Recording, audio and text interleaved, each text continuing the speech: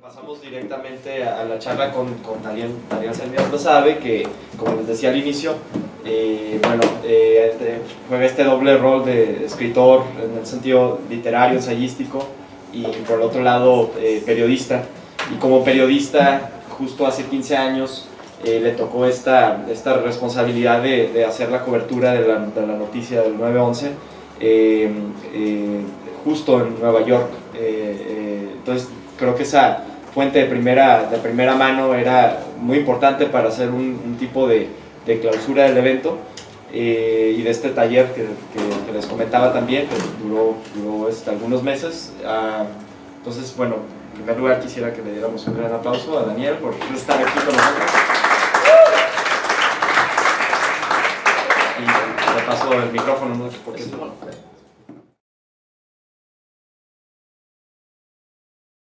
Empecemos esta charla hablando de música y empecemos hablando de esta camiseta que, por cierto, bueno, siempre uso camisetas como estas porque esa es como mi vida diaria, yo así me he visto todos los días, pero esta no la elegí al azar. ¿Alguien de ustedes conoce esta banda de sus abuelos? Les gustaba a sus tatarabuelos y a sus chos, esa gente muy ancestral y muy vieja como yo. ¿Alguien la conoce? ¿Quién es? Iron Maiden. ¿Saben qué canción es? The Trooper. Y a ver, una pregunta más difícil todavía. Específicamente de qué habla The Trooper? De guerra. Y habla específicamente de una guerra que fue la guerra de Crimea. Una guerra en 1856 en la que participaron el Imperio Británico, el Imperio Otomano y el Imperio Ruso, cuando todavía lo gobernaban los zares. Y es una guerra muy particular. Hay quienes dicen que fue la última guerra antigua.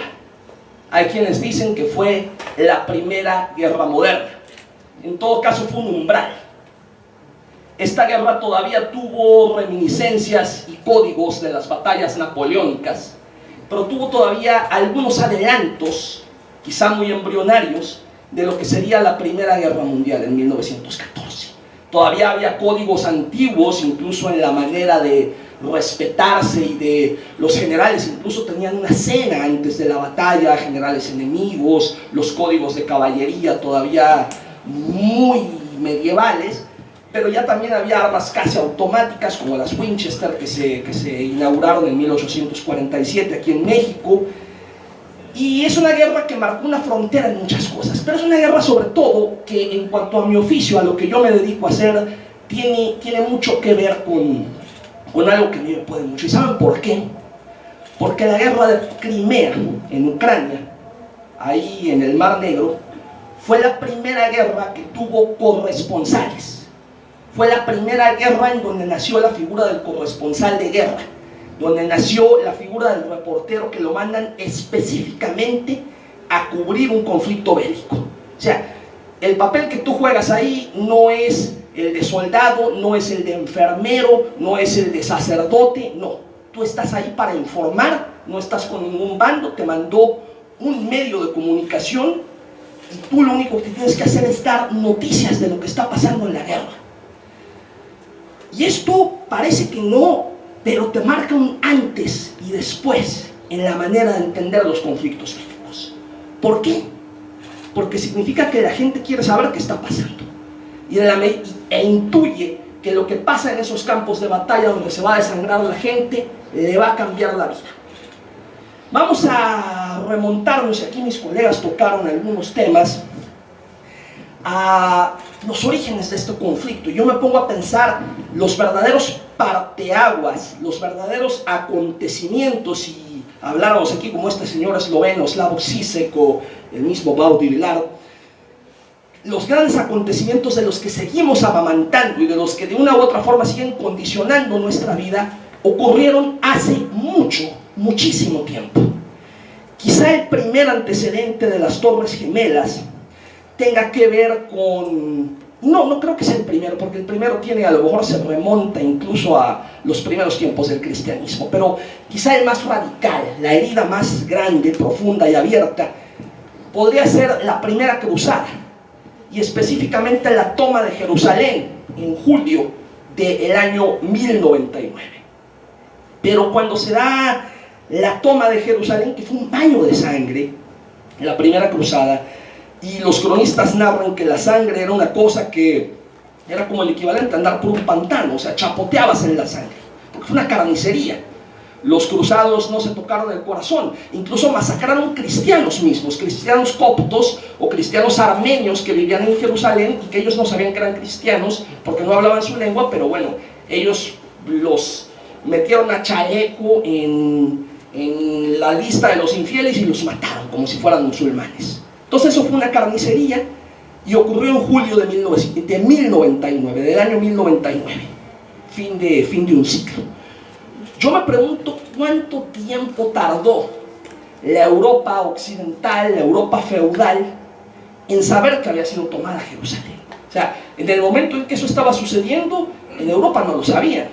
Lo sabrían después, meses después, algunas personas años después.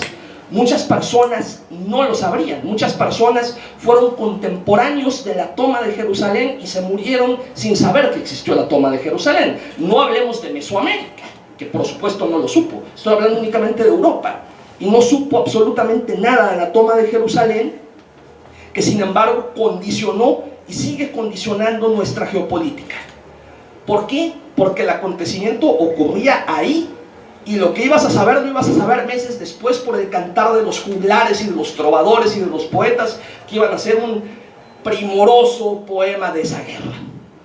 Ocurrió algo similar, y es una batalla de la que se habla muy poco, en 1453, cuando los turcos otomanos toman Constantinopla, toman el Imperio Romano de Oriente, que llevaba 1000 años existiendo, Bizancio, lo toman metiendo los barcos cargados por la tierra, porque no podían penetrar al estrecho del Bósforo, y toman Constantinopla. Cuando toman Constantinopla, realmente es uno de los hechos geopolíticos más trascendentes que hemos vivido en los últimos 1000 años. Para no ir tan lejos, si no hubiera habido toma de Constantinopla, no hubiera habido descubrimiento de América, o al menos no lo hubiera habido en 1492. Lo hubiera habido después, por supuesto, pero no se hubieran presionado tanto los reyes a patrocinar viajes y a patrocinar a navegantes inciertos como Vasco da Gama, como Álvarez Cabral, como Cristóbal Colón, a que se fueran a explorar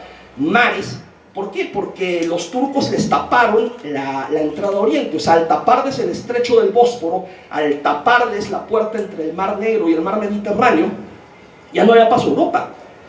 Entonces, la toma de Constantinopla, que ocurre en una noche, la noche en que los turcos pueden finalmente derrumbar las murallas, entrar, y ese día se acaba el fuego griego. Por cierto, los mismos bizantinos mataron a los últimos alquimistas que sabían cómo hacer el fuego griego, y a la fecha no sabemos cómo se hizo la primera arma química de la historia. Pero bueno, eso es otra historia de la que podremos platicar después. Me da mucho por desviarme cuando empiezo con estas historias medievales.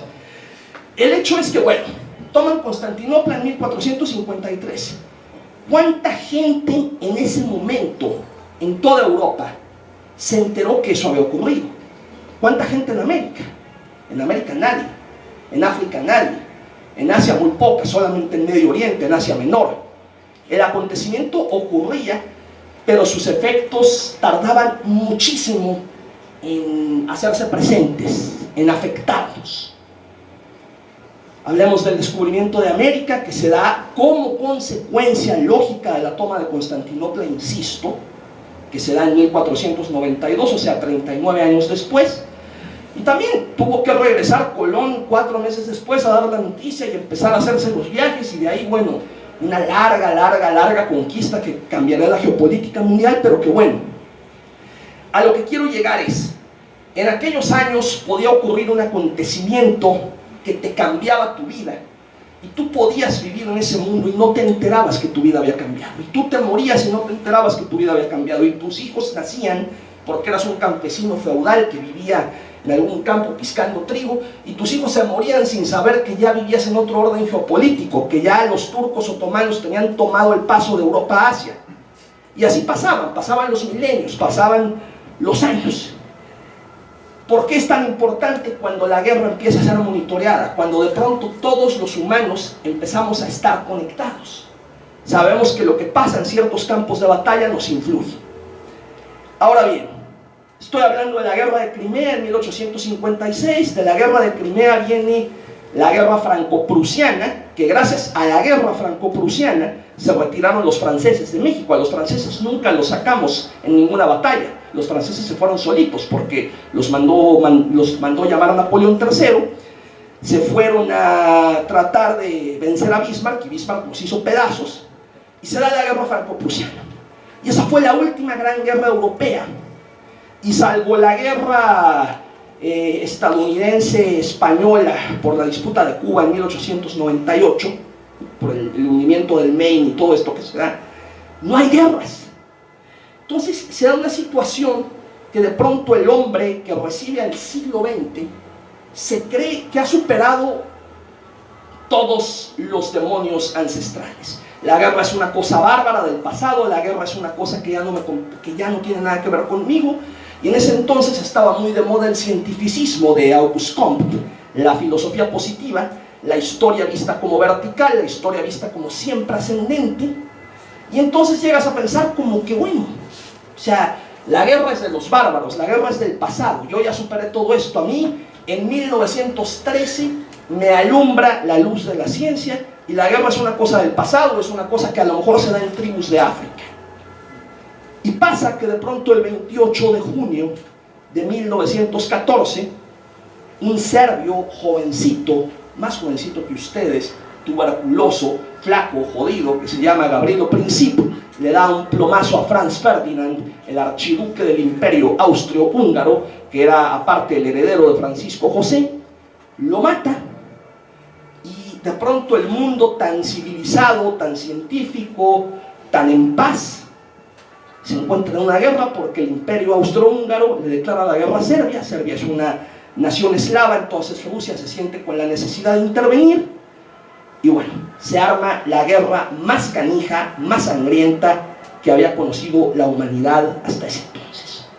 Hablo mucho de la Primera Guerra Mundial porque en 1914 el hombre era como nosotros. Es decir, si tú hablabas con alguien en 1914 te iba a decir lo mismo que te diría cualquier empleado de Google en Silicon Valley o de Apple. Pues, cabrón, ahorita estamos pensando en cosas mucho más elevadas, mucho más canijas, mucho más progresistas que en matarnos en una guerra.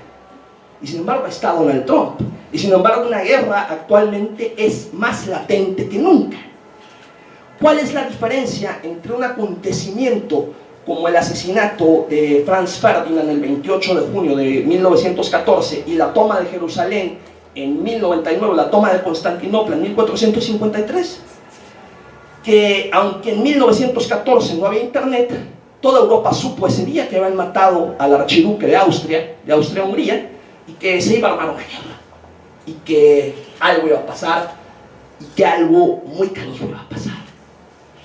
Y después, en 1939, por otra serie de circunstancias y una paz muy mal cicatrizada y una cirugía pésimamente hecha en Versalles, estalla la Segunda Guerra Mundial en Polonia y viene el conflicto hasta la fecha más sangriento que se ha vivido en la historia del Homo sapiens. O quién sabe, a lo mejor en Tasmania, que se descubrió hasta el siglo XIX, o a lo mejor hubo una guerra entre neandertales y Homo sapiens que costó millones de vidas y no lo sabemos porque no cayó registro alguno. ¿Por qué? Porque a lo mejor el acontecimiento no trascendió. ¿Qué pasa? Quizá fue mucha introducción, pero conste que les dije que se podía interrumpir, pero nadie me interrumpió. A lo mejor ya me pasé de historia medieval y de historia del siglo XIX y dice, oye cabrón, fuiste a las Torres Gemelas de reportero, háblanos de eso, carajo, ¿cómo le hiciste? Bueno, se vaya a interrumpir, pero no interrumpieron, pero a eso voy. Sucede que en el año 2000 estábamos en una calma chicha, en una modorra, en una zona de confort muy similar a la que vivía la gente en 1914.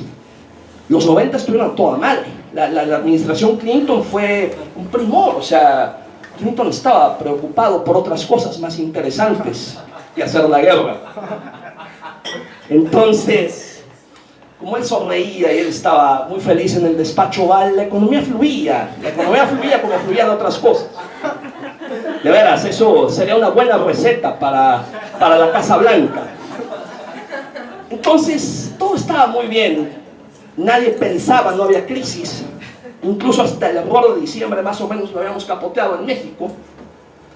Y de pronto, una mañana de martes, y aparte, como en martes, ni te cases ni te embarques en martes, carajo. O sea, ¿quién hace algo en martes?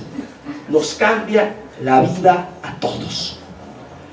¿Cuál es la gran diferencia de un acontecimiento que transforma de golpe y porrazo como un machetazo la geopolítica mundial, como es la toma de Constantinopla, a como es el 11 de septiembre?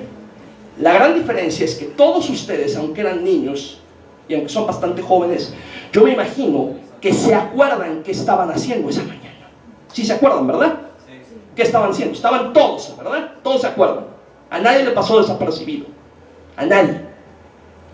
Entonces, eso es lo que hace a ese acontecimiento como algo global. O sea, la toma de Jerusalén la supieron los que participaron en ella. Y muchos meses después, o años después, la supieron quienes escucharon a los trovadores o a los juglares. A las Torres Gemelas todos nosotros las vimos caer en vivo. Las vimos caer. O sea, el primer avionazo, a lo mejor aquí en la zona Pacífico estábamos dormidos, pero nos despertamos, y el segundo sí lo vimos. Y ya cuando se cayeron las torres, todos vimos las torres caer. Yo me acuerdo muy bien porque vivíamos en ese entonces en playas de Tijuana, y un colega que era a veces pasado de inoportuno, pero a veces terriblemente puntual, me llamó y me dijo: ¿sabes qué? Algo va a pasar porque se acaban de estrellar unos aviones contra las Torres Gemelas. Nosotros nos despertábamos muy puntualmente a las 7 de la mañana, vivíamos en un Tepita en playas, mi esposa y yo, no teníamos carro en ese entonces, y nos íbamos cada quien a nuestros respectivos trabajos, agarramos el taxi y nos íbamos. Entonces yo decía, bueno, va a ser una mañana muy tranquilita de martes. Iba a ser puente esa semana y yo estaba planeando unas vacaciones esa semana porque había sido año de elecciones, fue cuando se enfrentaron el Ordu contra Daniel Quintero, y bueno, no había tenido, me debían días de descanso. Entonces dije, bueno, pues vamos a irnos el miércoles, una ensenadita, así como un puentecito largo de 4 días, está bien tranquilo este septiembre. De pronto te hablan y que pues pasó algo, que se cayeron las Torres Gemelas, que se impactaron unos aviones, que parece que un accidente, que algo. Y prendes la tele y lo ves. Lo primero que ves en todos los canales es la torre humeando. Y de pronto ves que la torre se cae. Y de pronto ves que la otra torre se cae. Y de pronto te dicen que un avión se impactó con el Pentágono, y que hay otro avión sin control que parece que va para la Casa Blanca y que se derrumba en Pensilvania. Y entonces en ese momento dices, this is Armageddon. O sea, esto es real. Nunca habíamos vivido algo así.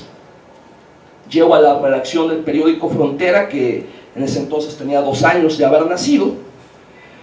Y bueno, pues ¿qué hacemos? En ese momento la línea estaba cerrada, la garita de San Isidro estaba cerrada. Pues me dijeron, pues lánzate a San Diego en lo que abren la frontera y a ver qué ves ahí. E increíblemente, cuando abrieron la frontera, pues fue rapidísimo. Pasé y me fui en trolley al centro. Y bueno, el Horton Plaza estaba cerrado, todos los comercios estaban cerrados. Me fui después a la base naval, me fui a Coronado, y bueno, había una paranoia terrible. La gente incluso te contestaba muy mal cuando tratabas de entrevistar a algún policía o a alguien de seguridad, y nadie sabía qué estaba pasando en ese momento. Yo tampoco. Y en ese momento yo pensaba que bueno, que iba a ser una semana un poco intensa, que seguramente me iba a tener que estar monitoreando reacciones en San Diego, reacciones en la frontera, reacciones en la garita, que a lo mejor iba a tener que ir a Camp Pendleton, a la base naval, algo iba a pasar.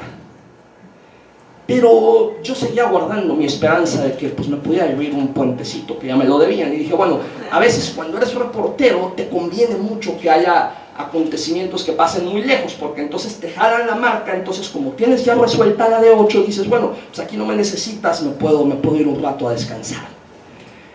Pero la historia de mi vida cambió radicalmente en la noche del 12 de septiembre, cuando me suena el teléfono, y era el director editorial de mi periódico de frontera, Raúl Ruiz, y hacia la brava me dice: Daniel, ¿cómo te sientes para irte a Nueva York? Cabrón, pues me siento bien. ¿Cuándo? Ahorita. Vámonos. Hardcore.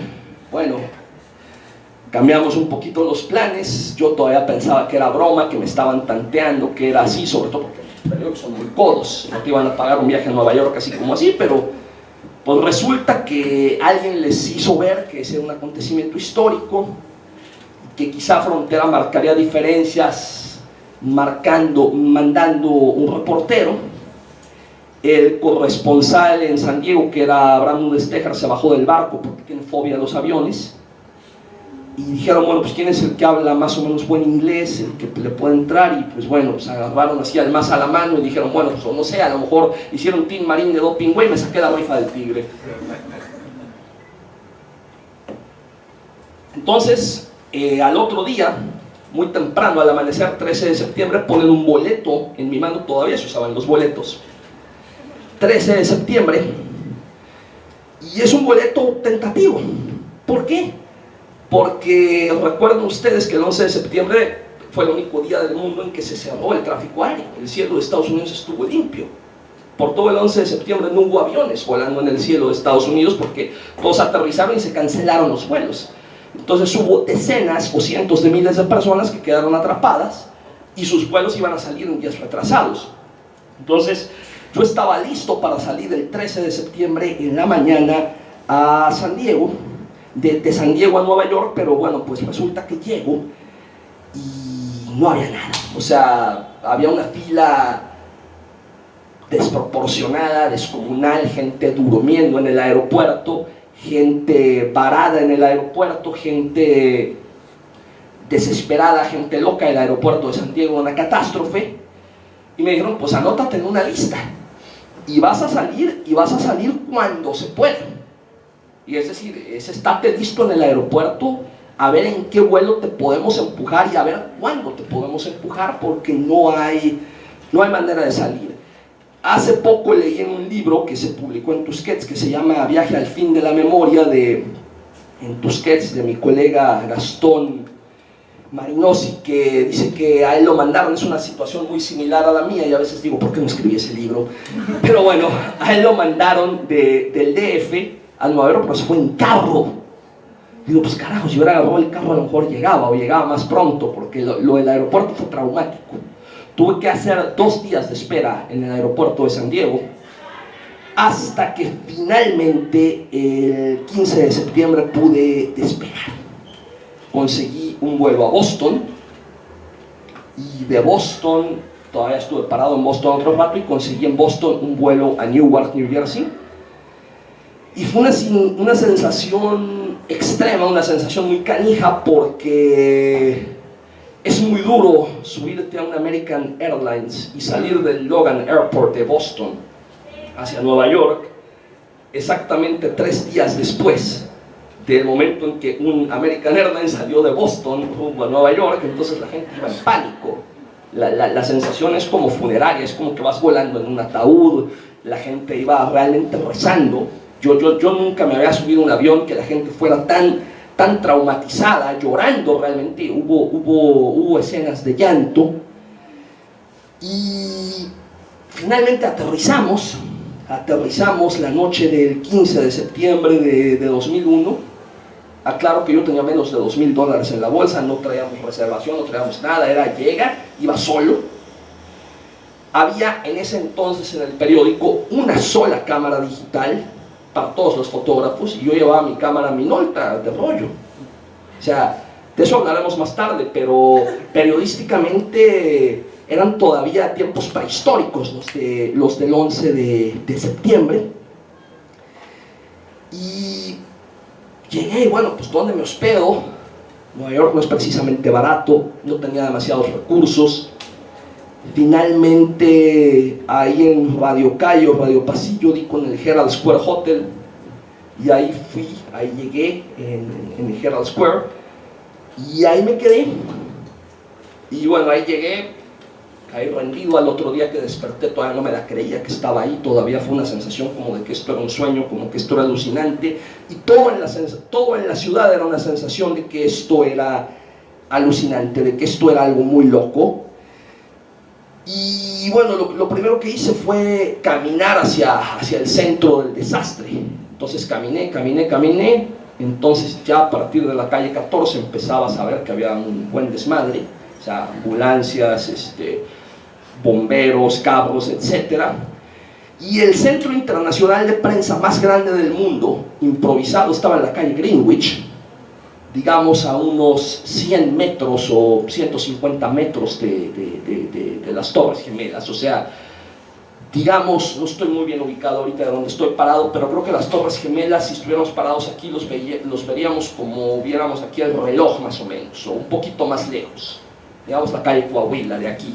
O sea, y ese era el centro de prensa, y no te podías acercar más de ahí. Había una línea, había un cerco, y había medios de todo el mundo, de todo el mundo, o sea, asiáticos, australianos, europeos, y todos emitiendo sus mensajes en vivo. Y dices, bueno, ¿qué hace un humilde reportero de Tijuana con menos de $2,000 en la bolsa, con una cámara Minolta, y que bueno, su única consigna es mandarle notas a un periódico tijuanense, o a una cadena de periódicos que tiene un periódico en Mexicali, otro en Hermosillo y otro en Tijuana? Son 3 ciudades del norte. Y entonces apliqué la de Ryszard Kapuscinski, que es la de, bueno, no tengo que estar donde estén todos, no me sirve de nada. O sea, mi periódico va a recibir 30 cables de agencias noticiosas sobre lo que está pasando ahí en las Torres Gemelas, sobre que si Bush llegó a las Torres Gemelas, que si Giuliani llegó a las Torres Gemelas, que si llegó un equipo de peritaje, y yo es muy poco de lo que me voy a enterar ahí. O sea, porque no ves nada, estás ahí y lo único que ves es humo y ves escombros, pero desde muy lejos. Y entonces lo que me hice fue ir a la calle a cazar historias. Lo primero fue ir al consulado mexicano. El cónsul mexicano en ese entonces era Pascal Beltrán del Río.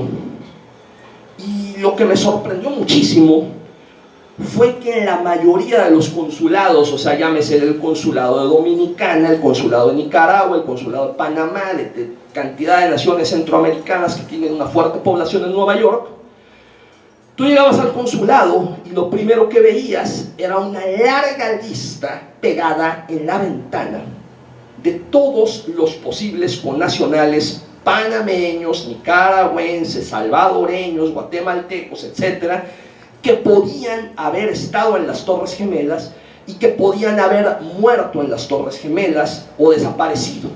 Y o sea, la lista de desaparecidos estaba perfectamente identificada, y los respectivos cónsules, las autoridades diplomáticas, estaban auxiliando a los familiares. Llegabas al consulado mexicano y te decían, no, es que no le podemos dar información, es que no nos permiten dar información. Entonces resulta que los mexicanos éramos los únicos que no teníamos idea de cuánta gente había desaparecido en las Torres Gemelas, porque no se publicaba una lista, porque no se daba ningún tipo de información al respecto. Y sin embargo había decenas o cientos de mexicanos en las puertas del consulado pidiendo a gritos información de sus familiares. ¿Por qué? Porque bueno, aunque fuera el centro neurálgico del mundo neoliberal y capitalista, el World Trade Center, el centro mundial de comercio, los vidrios y los baños los limpian trabajadores ilegales, aquí y en todo el mundo. Eso ocurre siempre. Pero que interrumpa, bueno, no, venga. Estás comentando todo esto y no puedo evitar recordar, como lo mencionabas, ¿no? Qué estaba pasando ese día. Recuerdo así vagamente que cuando se da el atentado, yo estaba en la secundaria, ¿no? Y un compañero, por alguna razón, sus papás trabajaban en Estados Unidos, y le llaman por teléfono y le dicen, ¿sabes qué? Pasa esto con las torres. Y pues ya, ¿no? Me dicen, las torres se están quemando y bueno, atentado. Curiosamente, hace unos días, no sé por qué algo me llamó y empecé a buscar videos en internet sobre el fenómeno del 11 de septiembre. Y estaba viendo videos de personas que grababan el atentado y me llamaba la atención porque inclusive los medios de comunicación no aceptaban, o sea, como que no querían creer que era un atentado terrorista, como en este velo de que somos superiores, somos una potencia, somos Estados Unidos, tal vez hubo un accidente, ¿no? El avión se desvió y cayó. Ya cuando va el segundo avión a la torre, dicen como, oh my god, it's a terrorist attack, ¿no? Y todos empiezan a evacuar. Y bueno, al inicio habla sobre esto, ¿no? De que pues ahora los medios de comunicación están cubriendo, ¿no? Estos fenómenos bélicos. Y partiendo de eso, pues yo soy tijuanense, yo nací aquí, mi familia es de Tijuana, yo experimenté algo curioso, o sea, inclusive había discriminación hacia mi persona porque me veían como medio árabe, medio hindú y yo quería pasar y la persona decía como es un terrorista y demás.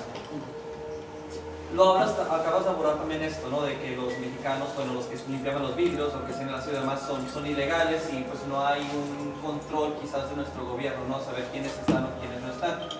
Pero lo que hoy me gustaría saber como cuál es tu percepción, o sea, ¿tú crees que este abordaje de los medios de comunicación en los fenómenos bélicos de cierta manera ayuda a fomentar esta que podemos llamar psicosis o histeria colectiva o a estar comunicando esas historias y estar como otorgando cues o notas de qué personas pueden ser peligrosas, por decirlo así, para el bienestar de una nación y fomentar como, no sé, un racismo? Bueno, de entrada, respondiendo a tu pregunta, en materia de tecnología y sobre todo en el siglo XXI, 15 años pueden ser un siglo. Sí. O sea, yo me pongo a pensar, y sobre todo ahora que iba a darles esta plática, yo realmente, de entrada quiero decirles, tengo un largo recorrido dando charlas, pero generalmente es presentando mis libros y hablando de otros temas. Pero casi nunca hablo de esto, del 11 de septiembre no hablo nunca. Creo que es la primera charla que doy sobre el 11 de septiembre específicamente, sobre mi experiencia. Ya quizá di una cuando recién regresé, pero después no he vuelto a hablar de esto. Así es que es algo de lo que no me he puesto a hablar mucho. Incluso hasta ahora que aquí mis colegas Carla, Conrado, Reynoso me pidieron que viniera acá y yo con todo gusto me puse a revivir el archivo mental y me puse a pensar, carajo, es que vivíamos en la prehistoria. Yo no fui con una cámara digital, o sea, ni pensar que yo fuera a tener un celular que pudieras mandar fotos, no había redes sociales, no tenía ni blog en esa época. O sea, realmente ponte a ver, pero el 2001 todavía las Torres Gemelas en cuestión mediática, en cuestión de comunicación, la tele ganó la partida, la tele seguía ganando la partida. Si un acontecimiento del tamaño de las Torres Gemelas ocurriera ahorita en 2016, yo no sé qué pasaría. O sea, es decir, en cuanto a, no sé, yo creo que colapsan Twitter y Facebook. O sea, yo no sé por cuántos cientos o miles se multiplicaría el archivo de fotos que tendríamos. O sea, porque ahorita dicen, no, pues las fotos de los espontáneos. Ahorita todo el mundo, todos los que estamos aquí tenemos una cámara. En 2001 casi nadie. O sea, una cámara en un celular era una extravagancia. O sea, la cámara la trae un reportero. Y realmente no lo vemos, pero influye mucho.